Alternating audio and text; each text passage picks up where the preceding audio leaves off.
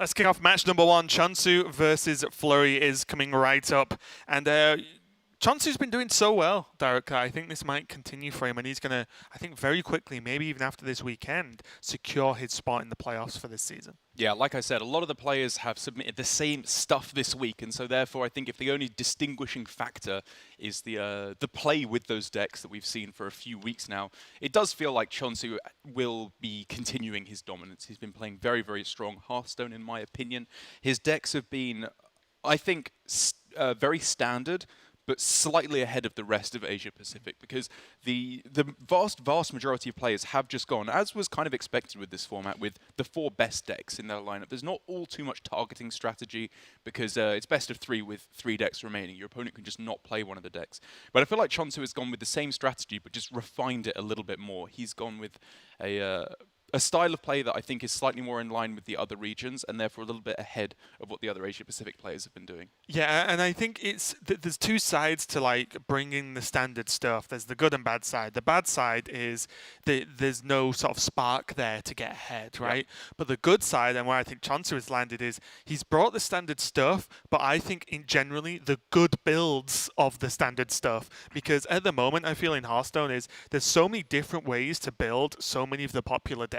Look at the amount of different warrior builds, the amount of different shaman builds there are, druid builds as well. There's tons. But I think che0nsu is, I feel like unlike last season, has consistently been hitting the target in terms of what's just a solid, good build of this deck.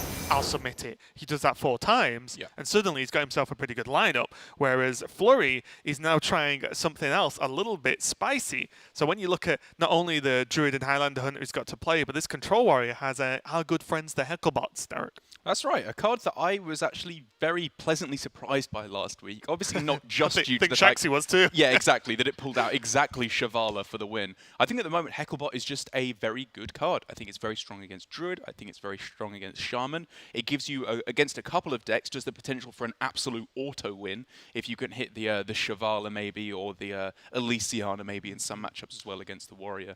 And I think given that it gives you just a chance of high-rolling a matchup and taking the win, it's a decent card to include, because even at the worst of times, it's a 3/8 4 mana. It's just a strong card. It's one of the reasons why it continues to surprise me that Stinger from Hunter has not actually been consistently put in these decks, because again, this is very anecdotal and just an easy small sample size, but the other day I was playing Hunter, I just put it in because I was like, this has to be good, and I hit che0nsu, and what else did I hit? I hit Shudderwock, and I was like, great, I'll take that win. A lot of decks run cards like this. I've been playing Druid, and it's like most of your minions are like key minions to win the game with. So like the odds on hitting good stuff is so high right now in the metagame. Like imagine, like I'm pretty sure every deck would run Dirty Rat in this kind of meta. And if that's the case, then you should be running stuff that you can that has a very similar effect. At least is the way I view it. Maybe we see that pick up, but I do like Flurry jumping on the Hecklebot bandwagon right now as we go into game number 1. I agree. I think it's a meta where it's very important to be teching your deck correctly. I think it has a higher impact than it used to do. Because, for example, if you're a warrior up against Druid, if you include 1 less hard removal board sweeping AoE, you can just lose the game because of that. On the spot, it absolutely changes your games completely. Whether or not you're playing Silence in your Druid, which we're seeing from some players as well. I believe Rivius including Keeper of the Grove and Spellbreaker in his Druid deck, which, as we can clearly see in this matchup, would be fantastic. It would. che0nsu on the top on the Priest. Get used to this, because we've got way more Priests this week in APAC. Getting the Cleric, now getting the Tolve. You've all seen this before, whether it's nightmares or good memories. We know what happens next, whereas Flurry doesn't have a bad hand either, to be honest. He got the quest into Innovate. He has the Crystal Merchant down as well. He has Zephyrus in hand. It won't be active quite yet, but as soon as it is, you can get some good work done versus Priest with that card. I mean, Flurry literally has the Druid hand. I think the only thing he's missing is War Druid Loti, which in my opinion is often the key puzzle piece against Priests. Yeah, and I think either Naturalize or a Starfall as well, because I think that's... Nourish. Yes. He would love, love a Naturalize. Yeah. First one of the day, I love it. Yeah, sorry, the Starfall or the Nourish, because I think like Starfall into Defender can be so good versus Priest on 5 if you get it done quick enough. It's going to get off. But now his hand is insane. Yeah, and even just playing the Zephyrus, there's no point waiting. Right. The game's won or lost in about 3 turns, no matter what. I think. Maybe a little bit longer. Welcome to Lightning Hearthstone. Yeah. I mean, Chunsu has a bit more survivability due to his high hand size, so we could potentially see, you know, if the board runs away from him in the next couple of turns, because of obviously the Oasis Surger coming down next turn, we could see Amit plus a bunch of 1-drops to pull it back. I wonder. Or we could just see Amit right now. Haha. Well, funnily enough, this is... I mean, it's good. It's very good. It's good, but is it just worth waiting? What if Starfall comes down? So that was Just dead. Yeah, that's And the it's obvious thinking. I guess the Psycho Pump, and then you're like, haha, idiot. Now Amit's got reborn. Yeah, I like it for a couple of reasons. The first one is, as you mentioned, obviously, Psycho Pump is fantastic here, with Amit being the only minion to die thus far. I think it's also the fact that if Amit dies, you say, so what? I have double Divine Spirit here, an 8 health minion that he could value trade and then heal back up with Circle of Healing as well. You know what I'm surprised hasn't been played or submitted that much? Tinkmaster Overspark. Would it be that bad? It's 3 drops, so it comes down early enough. If you know, a lot of priests actually go hard on like 1 minion quite early in some matchups because they know it's just die. Whereas, I don't know. I'm not saying it's a great card, but talking about how to tech a deck. I think it's one of the better metas for it at the moment. I mean, I think there's a couple of tech cards at the moment that are definitely underrated. I'm surprised we're not seeing more Hakar with all the decks that draw so many cards. I think there's a... There was a tweet yesterday. Hakar Shaman. Well, there's Hakar Shaman, there's Hakar Warrior. Like, you can put it in a bunch of decks and it's not bad. Now, the problem. Well, yeah. You just... That's one way of putting it. Yeah, well, the problem is Druid can't cheat this It has Amit. no answer to this. I'm just going to check something. Okay, there's Worthy Expedition, that's an answer. Into Keep Fair the Grove. enough, yeah. Keep it But Grove. it's... Or That's Loti. it. Yeah, that's it. But, I mean, even then, sorry, I should say, it can answer 1 big minion. It cannot answer multiple 2. big minions. Well, exactly, yeah. And then you have to... Normally when this happens, you've got to do it the old-fashioned way. And also, interestingly enough, shout out to Sol as well. I can do this because I know he won't be watching this early, which means he's not going to feel good about it. Is that he did a lot of testing about when Zephyrus... Obviously, Zephyrus has been played, but this is just general discussion. When Zephyrus is played on a board like this, I think it often does not give you Master Spell because the minions aren't deemed as threats, so to speak, because they've got loads of health, but they deal 1 damage. Whereas if they have high attack and high health, it will offer Master Spell, if they're gained by spell, of course. Whereas this is much more likely to offer like Shadow and Pain. So it's just a note in general, and this is just fine. Look at that Psychopath. OP. Shout out. Look at Flurry. It's like, come on, bro. Shout out to me as well for making a meme about how Zephyrus doesn't offer Master Spell, which is a very appropriate distinction, I think, between me and Sottle. Him who appropriately researches it and comes up with a decisive conclusion, and me who is just a clown. Yeah. Eric's first jump isn't to, how can I work this out and understand the game better? Eric's first is, how can I work this out and understand memeing better? Get on MS Paint right now. I've got work to do.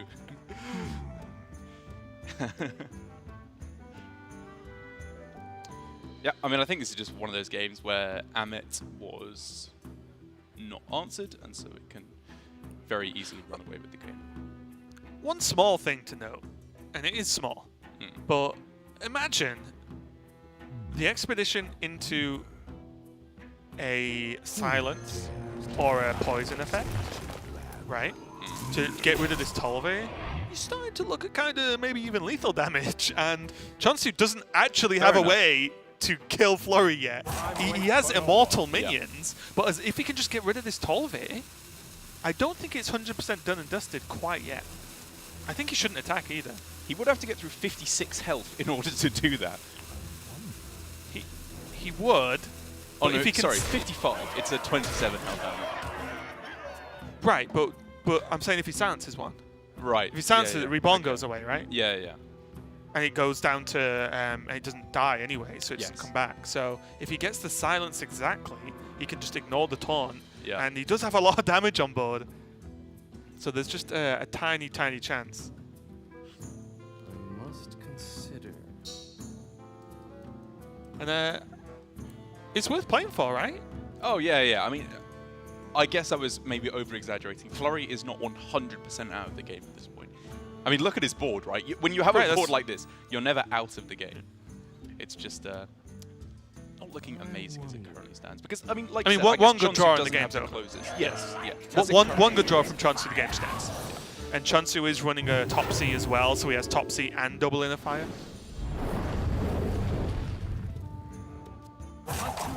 Only able to do one sweep of the Pyromancer, of course, which leaves a very pesky 7-1 on the board. But you know you're in a good spot when a 7 attack minion is nothing more than pesky. I think this worthy expedition has to be pressed right now. I think so too. Yeah. Imagine a world where Geist is playable back in the game. Oh, by Priest. Be insane. That's true, actually, yeah. Well, that was one of the best things against Old versions. old versions right? of Combat Priest. Yeah, it was kind of a That's why, bit of collateral that's why damage. people started running the Alchemist Raised and Alchemist. Topsy-Turvy kind of in that small crossover period. Oh, that was a Priest deck. I don't think Flurry should attack, right? Because he never gets through it in time, surely. Does he, What do you though? think he does? Like, I think it's actually... I mean, he has enough attack on board to get through it. It's only 26. Yeah, you know what? I think Got it's fine, 18. actually. Like, at this point, he can soft attack me, right? Because he doesn't want to let his minions die to Pyromancer. And also, funnily enough, Okay, attack with the Pyromancer being on such high health. Oh, that's lethal, right? 1 attack, 2 attack. Yes, 3 that is attack, lethal. 4. Yeah. 5 attack, 6 attack. Oh wait, you're already dead. It's Priest. Kids love that. That's right. Yeah. It's a All the new kids one are singing it. in the schools since this Priest became popular. It's a coping mechanism song. When you're getting wrecked by Priest, you just have to sing it and feel better. I believe that looks like enough damage to me. It took Chunsu a while. It did. He was getting close to actually maybe losing the game if his buffs or his attack buffs were actually near to the bottom of the deck, which can happen. Priest doesn't actually do much without getting, say a Light Warden off, tons of healing with circles, of course. But Chunsu does take the win with Priest, and we can talk more about the lineups as I've got plenty to talk about soon. But we're going to go to a quick break while we set up the next game. Don't go anywhere. We'll be right back.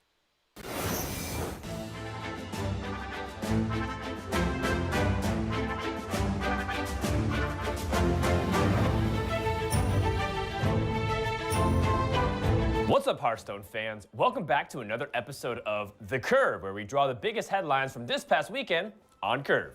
I'm your host, Dan Frodan Show. Let's do this. We're almost halfway through the season, and the first set of round robins are almost complete.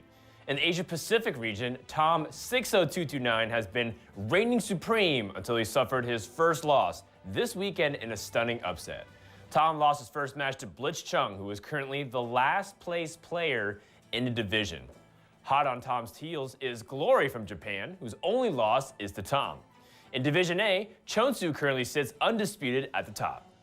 The European region went through a roller coaster of emotions this weekend. Previous season winner Fino, who is winless this season, was about to beat Casey on Sunday, but missed his last attack due to the rope fizzling out amidst a myriad of card animations. A visibly frustrated Fino left his webcam briefly to cool off, but came back to accept his defeat like a pro. Equally classy was Casey in his interview as he verbally explained his contemplation of the situation because he knew it was a tough one as well. I feel worse than when I would have lost, actually. Like, it's against Fino, one of my best friends and one of the best guys that I talked to the most in whole of 2018. For someone who is known as one of the fastest players in Hearthstone, we got to see a rare occurrence of Casey wrestling with decision. We weren't drama-free either in the Americas region as newcomer Gallon called out Nalgi Don for his terrible mentality in his winning interview the day before the two played against each other. I'm calling you out, Nalgidon. I think your attitude to losing is really bad. You say a lot of stuff like, oh man, I got unlucky, my Dr. Boom was bottom 10 or whatever, and you don't look at where you messed up. Nalgidon responded on Twitter to explain no hard feelings, but also his side as well, ultimately letting his play do all the talking on Sunday night. Nalgidon shut down the rookie 2-0, secured first place in his division, and then proceeded to make his own call-out. Nalgidon and his teammate Monsanto both chose to take their winning interview time to call out not another player, but the entire European region. If you go back to watch the EU matches, there are a lot of mistakes as well, or better plays to do so.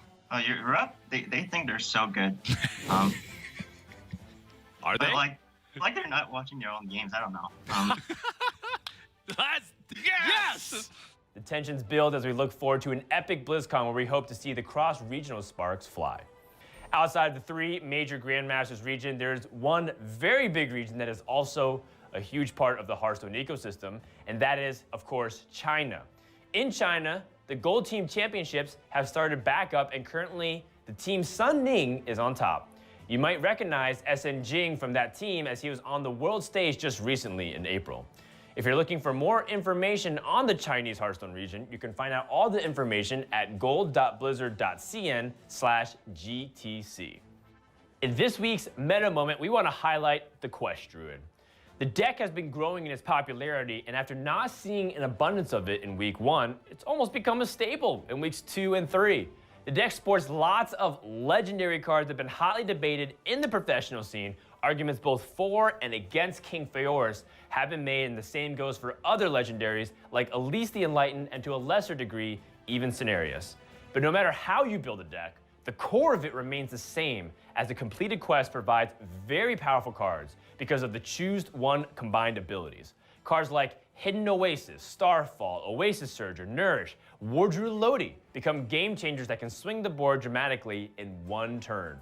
If you haven't seen the deck in action, check out the Just Saiyan vs. Bloody Face series to see a good example of how the deck can be creatively and powerfully utilized. Another interesting note in Asia Pacific, Shaxi, very insistent on putting Malygos in his Druid decks and going as far as to protect this deck, not like his opponents even wanted to ban it anyways, and still getting the wins. If you missed any of the Grandmasters action, you can check out the VODs on our YouTube page, youtube.com/Hearthstone Esports. Grandmasters resumes this weekend, so don't forget to follow us on Twitter, Facebook, and YouTube. That's it for us. We'll see you in the chat room.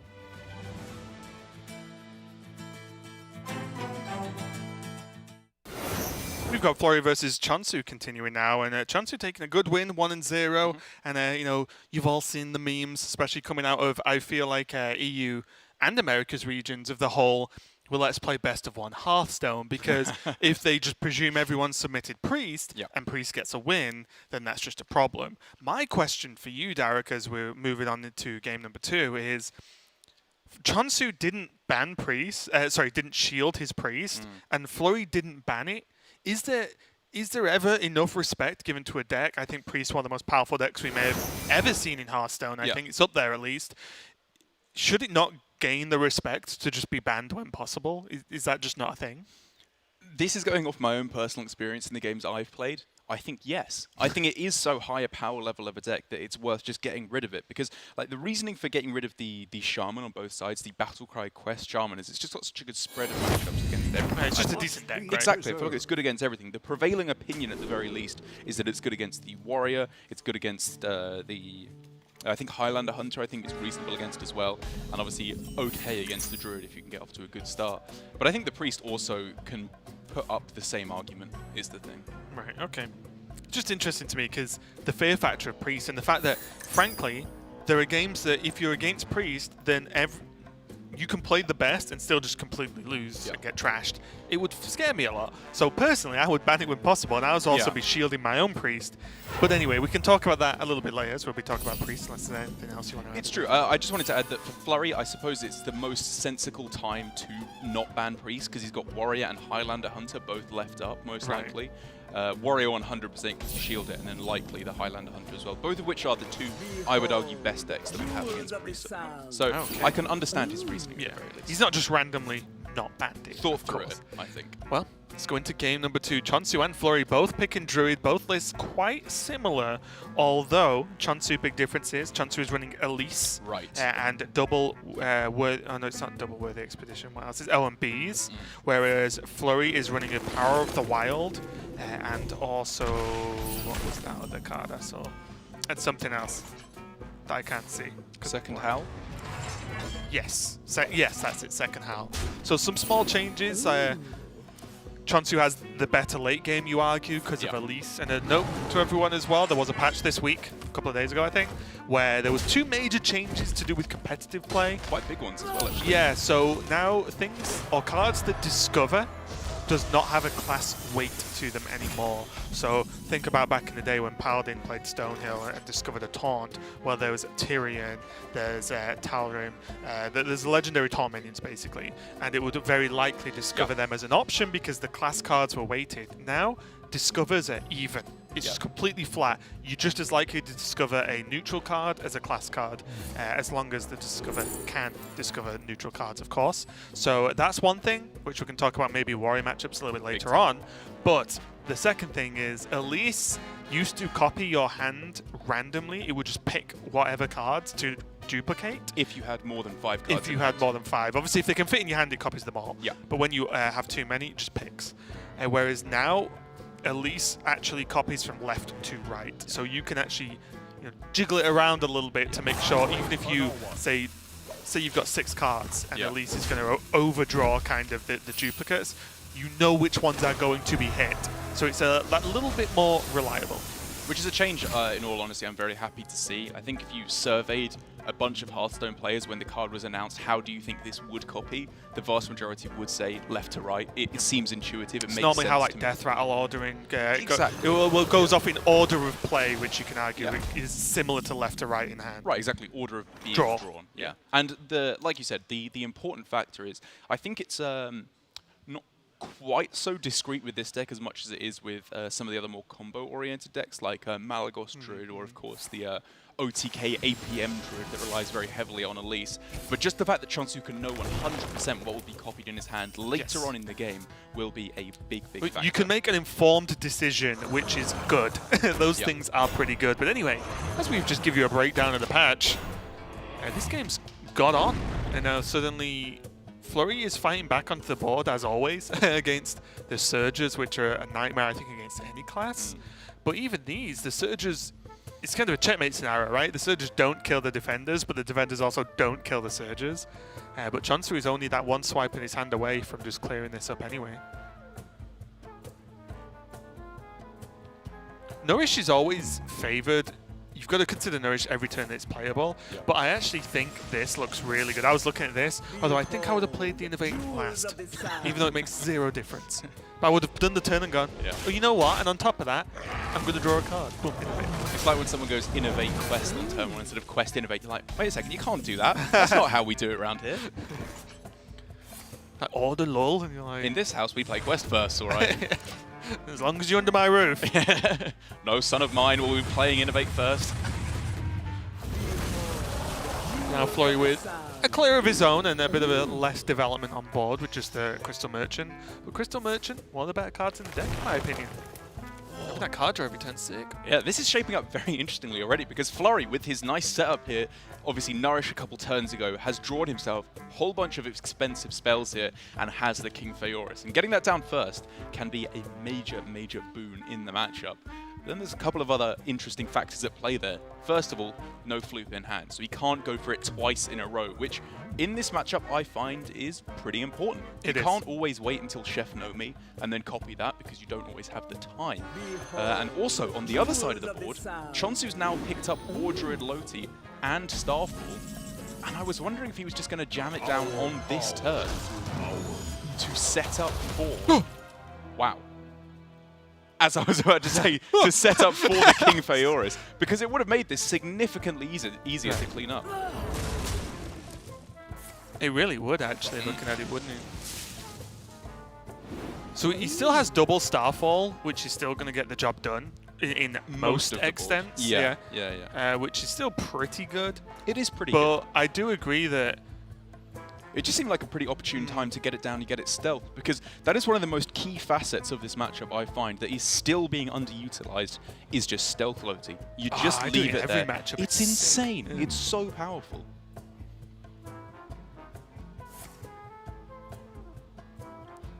Well, what about double stealth Loti? I quite agree. It's time for a double Loti.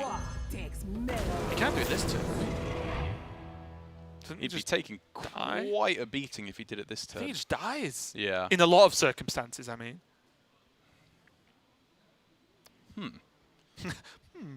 I think he has to do somewhere halfway and just do the second one next turn, because otherwise, I think you'd just presume you would hit. Time waits for no one.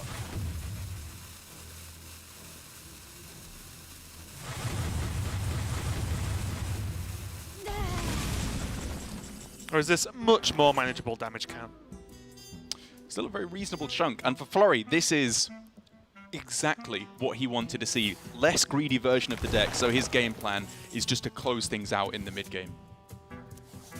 Or, at the very least, to apply so much pressure that when che0nsu does get to the late-game scenario, he doesn't have the time to play his higher value cards because he'll die. The trick in this matchup is you want to be presenting the board your opponent has to answer, and you want the board to be beefy enough that your opponent can't answer and then make a board themselves. Good and point. then you never give them the breathing room to actually present you with any threats. And even if they go, and try and at least say, okay, well, you've got a board, I'll just play King Flurries. Yeah. Well, then you have saved your Starfalls for that turn, or your Scenarius, and then you just kill them. So you generally want to be the one putting your foot down and applying the pressure. And you can see now, right? So he's just done it again. This board is just lethal, unless che0nsu does something. But the best thing we can see is Loti Starfall, which is great, don't get me wrong, but all he's presented onto the board is a second Loti, which means that Good point. it's not that two Lotis aren't good. They're amazing, of course, but it's not exactly threatening lethal for Flurry, is it?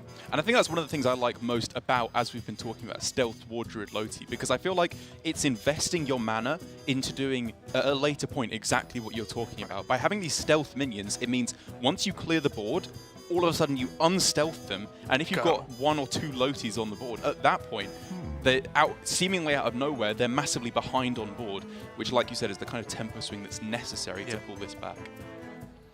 If this was unstealth, it would just be cleared off like that, and all of a sudden, che0nsu's miles behind. It would have on board. had minimal impact in the game. Oh, well, here we go. This is interesting. Is he doing this just to get another Starfall? What does that get him? 2, 3, 4, 5. It gets him another Floop as well. Woo! Third Loti.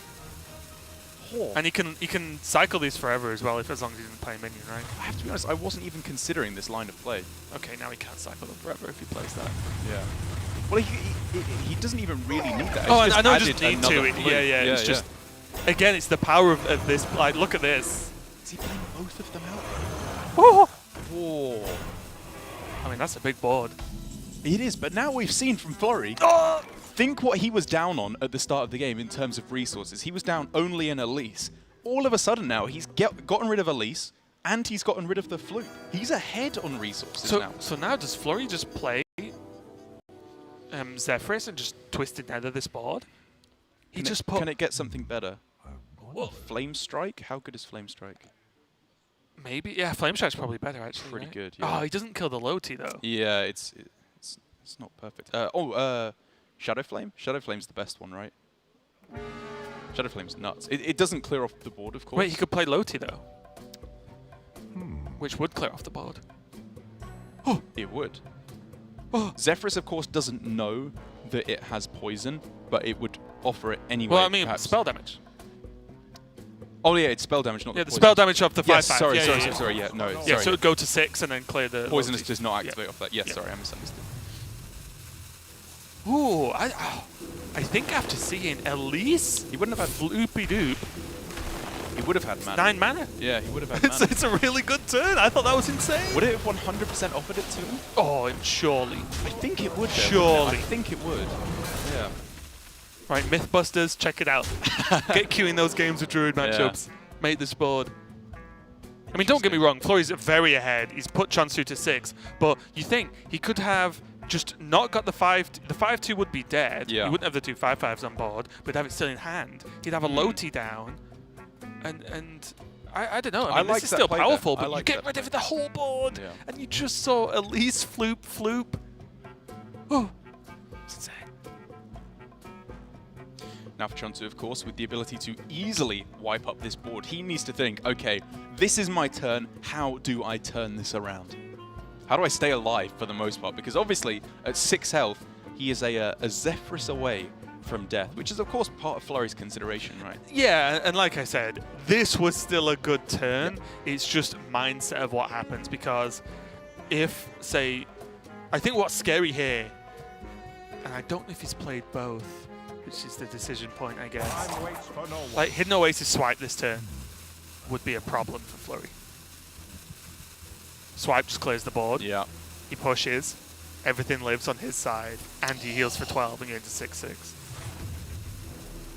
Chunsu just making the guess that he doesn't have the lethal. But of course, we can clearly see Flurry. I think, contrary to some player in Asia Pacific's realization of what Zephyrus can offer, I think Flurry will realize that this is quite easily lethal. Yep. There we go. It's like a fireball to me. What I'm interested in what it offers, actually. One Those good, two terrible. Yeah, those are weird, right? It's like lethal and the two bad options, wrong options. Yeah. Very, very Well, it's funny got to to offer me. something. Just 3 fireballs. Just don't let you pick a bad one. Flurry, though, takes game number 2 and evens this series up in the Druid mirror. And you see how just a couple of, like tactical plays. I feel like the mirror match, although it can feel a bit silly sometimes, as a lot of mirror matches can, I feel like planning ahead is so important in the Druid mirror, because you both have extremely powerful things to do. The second you use one too many of your nukes to like deal with the board, and then you're one down, it's just such a big impact in this matchup. And I think a very interesting or important distinction to make is that Druid has incredibly powerful plays, I agree completely, but they also have incredibly predictable plays. You generally know exactly what a Druid is going to do. And that is why I think from che0nsu, I would have preferred to have seen the developed Aloti beforehand going into his opponent's turn 10, because the thing is, if they don't play King Feoris, you don't care that much. Anything that isn't Feoris isn't a big deal. Great. So It's exactly. a free So you turn. may as well just prepare for that in the instance where it could come down. And I think if he had developed the spell damage beforehand, kept it stealth, double Starfall, or very possibly even single Starfall, would have been enough to take that out. And for me as well, in terms of playing around the expected things, you can't really play around Loti, because Loti buffs and makes Starfall and Swipe do so much that there's nothing you can do to play around that. You go, they can't Starfall me if I just don't play minions. Well, no, you lose the game if you don't do You're that, not right? wrong. Yeah. So it's just a weird point where like the extra spell damage is so good, and then even just the adaptability of, well, it's also got poison. Yeah. So even if Feoris gains you one massive, seemingly invulnerable minion, it probably just dies anyway. So like that is such a fear factor on the board that I think it's almost a priority to land a Loti post quest, of course, as early as possible in the matchup, because there's nothing that can really be done. It would have to be your enemy would have to get Loti, and then would have to play 2 Starfalls to kill it, and that's if it doesn't get buffed. It's insane. So now for both of these players, Flurry is left with the Control Warrior and his Highlander Hunter. che0nsu with his Zoo and his Druid. I was going to say, as we just got confirmation, I have to expect it's going to be the Druid from che0nsu, because Warlock, I feel like it's got decent matchups against the Warrior, probably ever so slightly unfavored. Yep. Decent against the Highlander. I suppose maybe you could argue ever so slightly favored, but even then I think that's maybe a... I think it's close. I think it's very close, yeah. I think the Hunter has a lot of tools to fight back against it, whereas the Druid, it's obviously... we think at least, pretty good against the Warrior. They've been getting some weird results in the other regions. Right. Here in Asia Pacific, everything continues as expected, where the Warriors have been losing to the Druids pretty consistently, I think it's fair to say, especially with che0nsu's incredibly greedy build of the Druid there. And the Highlander Hunter is the main thing he has to fear, which is why Flurry has gone with the Highlander Hunter. Yeah, my mind would have been boggled if he queued anything but Hunter here. It's just clearly the correct queue, and he is going to be going up against che0nsu's Druid. So let's see what's cooking as he keeps the yeah, it's Highlander Hunter, guys. You can tell by Flurry's keep. Just in case you'd forgotten. And I'm very interested. That Zephyrus is such an interesting card. A part of me thinks it does need a nerf, and I liked a nerf that someone suggested the other day to me that was if your starting deck has no duplicates in, because then it stops people doing what they were doing to me all week, which was playing Murloc Paladin, and when I cleared all their Murlocs, they just played Zephyrus to win the game. But let's see what happens. So it interests me into how people play it on turn 2 in Hunter. Because like in this matchup, I would naturally go for Zephyrus into Animal Companion. Well, and now not only does he have an Animal Companion, but now he's got coin, so he's going to coin out turn 1. And coining out this on turn 1 always gives you, I believe, these 3 options. You always get Sorcerer's Apprentice. I think you always get Loot Hoarder as well. And I really like this play from Flurry because, again, he's using his knowledge of the situation. He knows how it's going to work out. And the spell reduction he gets is a nice add-on to the fact that he's just played a 3-2-on-1 and a 3-2-on-2. Yeah, and the way Flurry's going to add this up now is, okay, if I play a 2-drop, both of his 2-drops, apart from the secret, of course, are actually very, very high priority kill targets for Chunsu. If the only realistic way they die is through Wrath, Yep. and if that's the case, well, Zephyrus gets to deal 6, which, Yep. that's a good card. A turn 1 play gets you 6 damage and draws you a card. Lovely aggressive play from Flurry. This is exactly, I mean, you know, obviously this was pretty close to the dream curve that he got himself here, but this is exactly the way we've seen Druid lose this matchup. Flurry is doing everything right so far, in my opinion. And I love that he played out the Sorcerer's Apprentice as well, because the downside is it can be wrathed away. Even if that happens, you just play Animal Companion and you're incredibly happy. Great. Yeah, so what? Move on. Like, next turn, just kill Command Hero Power is nuts. He can just start killing che0nsu. That's a really good turn next turn. 7 damage to face. che0nsu here with a turn 5 quest completion will obviously be kicking himself for not having kept the Oasis Surger. But again, that's being results oriented. You have to play And also as well, yeah, the Starfall now, so you could say, you know, it's one of the things where it's different. It's hard to keep certain cards in certain matchups, but you do have a lot of. I feel like the deck centers around turn 5 and 6, so you're quite likely to draw a good play on turn 5. As with that pickup of Starfall, I reckon you could actually start making that argument that Flurry's behind. I reckon you could start making a pretty good argument that Flurry's behind. Wait, you think? Yeah. He's got Push Starfall. 12 this turn. Oh, sorry, unless he's got 2-turn lethal. Sorry, I didn't count him exactly. We can set up lethal 100%. 10 and 7 is 17, and then Hero Power next turn. So he can't kill him over 2 turns, right? Assuming the board gets cleared. Oh, right, if you're gonna assume the board gets cleared, sure. Yeah, sorry, so I'm looking at it from che0nsu's perspective. Right, here. okay. And I think this is absolutely the right play, because if they have Starfall, you don't want to play into that more with Hyena. Right. And if they don't, then you just win. I'm just gonna play the odds. So this is better against Oasis Surger, but obviously significantly worse against Starfall. And I believe the buff does not happen before. No. Yeah. Which is obviously a huge distinction in how that shakes out. Oh, that's a good one. It is a good one there for Flurry, but for che0nsu, he's got the hidden Oasis into the Nourish. That's pretty nuts. He could even activate the Freezing Trap this turn and then replay it for free. That's going to be a good play there. che0nsu will be happy that this trap is exactly freezing. But I will argue a point with you, Derek. Please do. Flurry has a huge dinosaur. He does have a huge dinosaur. Which Druid often struggles to deal 8 damage. I say struggles, double Wrath. Good way to kill King Crush. I just think he can weather the storm for a couple of turns. I think it's still close, because the thing is, for Flurry, this was an all-out attack. This was one full frontal assault, and if he fails, he loses the game, which I think was absolutely the way to approach it. For me, this is heavily reliant on che0nsu's Nourish turn. Whether that's next turn, the turn after, or he's dead by then, I don't know. But che0nsu has to make a tough... Oh, well, I think that might have been a good pickup. che0nsu has to make a tough call, and he's made it now, as to when can I get away with this Nourish? Because I think he needs to Nourish to win the game. Yeah. But the second he Nourishes when he shouldn't, he dies. Good point. So it's very tough. He did get the second Anubis Defender. He does get a Wrath as well. So... It's insane. Sign me up for some che0nsu coaching lessons, because this guy's going to win this game. Oh, and you've got to feel sick Flurry here. draws. This is just the nightmare. I mean, che0nsu again had a pretty good starting hand, but... Ooh. Oh, I think he bows. I think he unleashed bows this turn, right? Nice. Oh, okay. Because you clear the board, then you know there's no taunts left. And then you can just play King Crush to aim face next turn. Wow, Zephyrus is now active as well for che0nsu. I feel like King Crush dies to almost every card. in the deck right now. Yeah. What are the chances of them developing absolutely nothing next turn, though?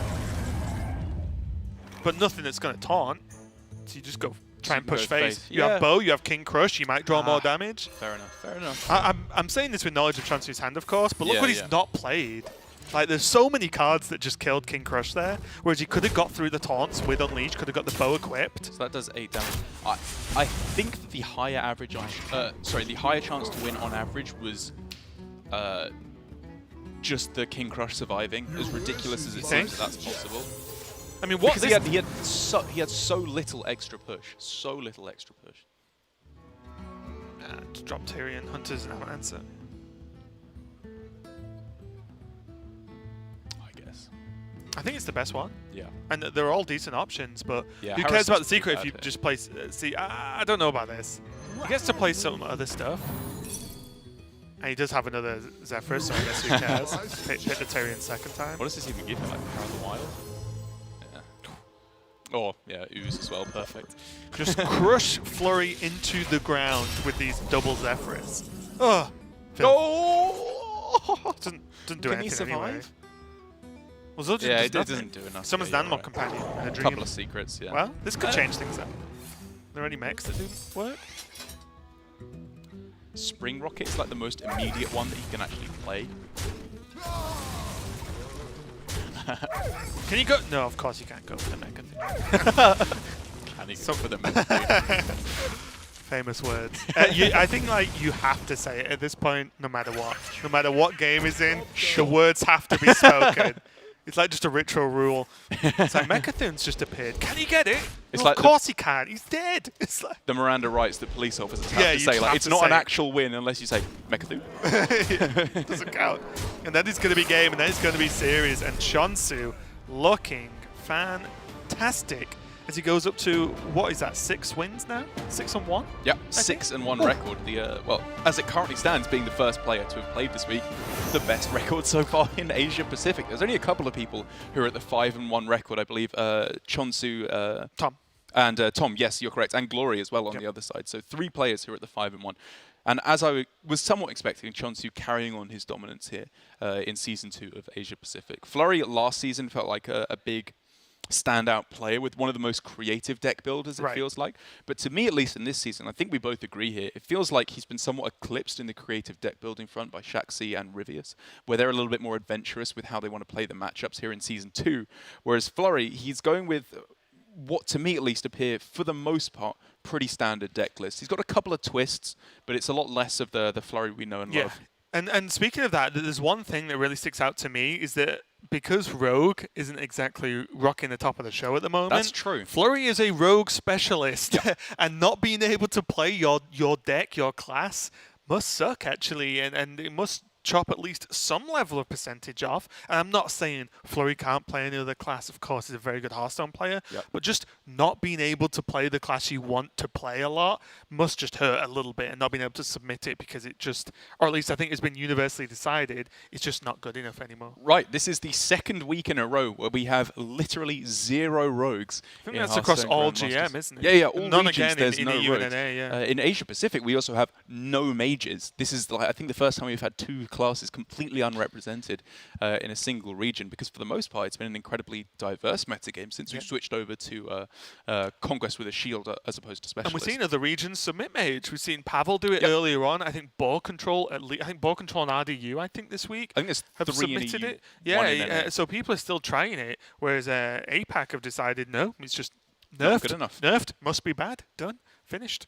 And, you know, this is what I talked about as kind of like my sending off statements last week with Asia Pacific, that it felt like they were a little bit unadventurous, a little bit behind the curve. It does feel like Asia Pacific has got caught up a little bit with what is the expected standard Priest. meta game. Yes, I would agree with that. And I think also some good builds of the other classes. I've talked about how important tech cards are at the moment, making sure you have the right number of removal pieces.